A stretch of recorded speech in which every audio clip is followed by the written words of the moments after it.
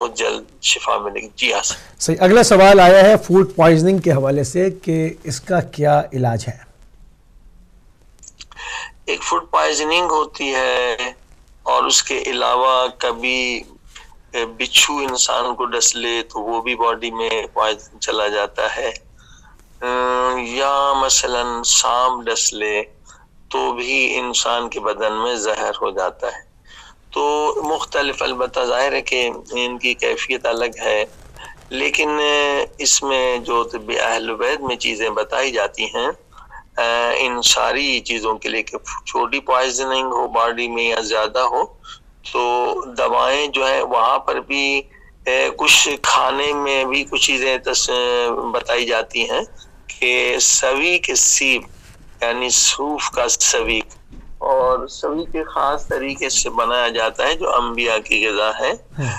اور اجوا کھجور جو ہے وہ فوڈ پوائزننگ کے لیے بہت اچھی ہے، فائدہ دیتی ہے.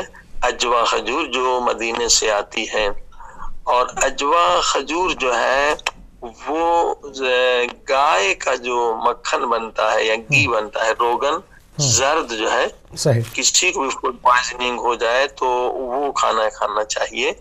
گائے کا جو زرد گھی یا مکھن کا یہ گھی اصل ہونا چاہیے اس کو لینا چاہیے، اور وہ روغن جو گائے کا ہے وہ شہد کے ساتھ ملا کے کھائیں. اور دوائی میں جو ہے امام رضا علیہ السلام کی دوائی جو ہے اصل یعنی شہد کے ساتھ دیں گے. اور اس کے علاوہ جو شافیہ بھی دی جاتی ہے، اس میں شافیہ کا پہلے ذکر ہوا تھا، اور وہ شافیہ اگر 14 دن بھی پرانی ہے تو وہ بھی کام کرے گی. لیکن اس کے لیے حجامت بہت ضرورت ہے. مساج حجامت مراد وہی ہے کہ اگر سانپ نے کاٹا ہے تو اس کی فوراً حجامت کرنی چاہیے خاص طریقے سے، تاکہ فوراً زہر جو ہے وہ بدن سے نکل جائے.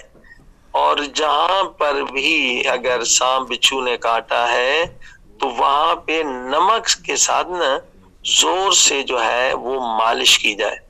وہ نمک میں خاصیت ہے کہ وہ جو ہے نا زہر کو نکالنے کی کوشش کرے گا، پینے کی کوشش کرے گا، تو نمک وہاں پر زور سے زخم پہ جو ہے مالنا چاہیے.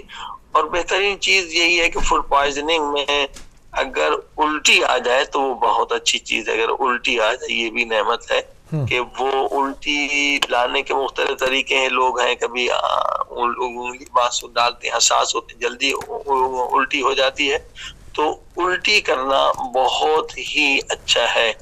اور پانی بھی پی لے انسان، اور جو جیسے بتایا گیا کہ یہ گائے کا جو روغن ہے شہد کے ساتھ ملانے سے بھی جو ہے پوائزننگ جو ہے جس قسم کا بھی پوائزن ہو اس کا اثر کم ہو جاتا ہے. جی صحیح.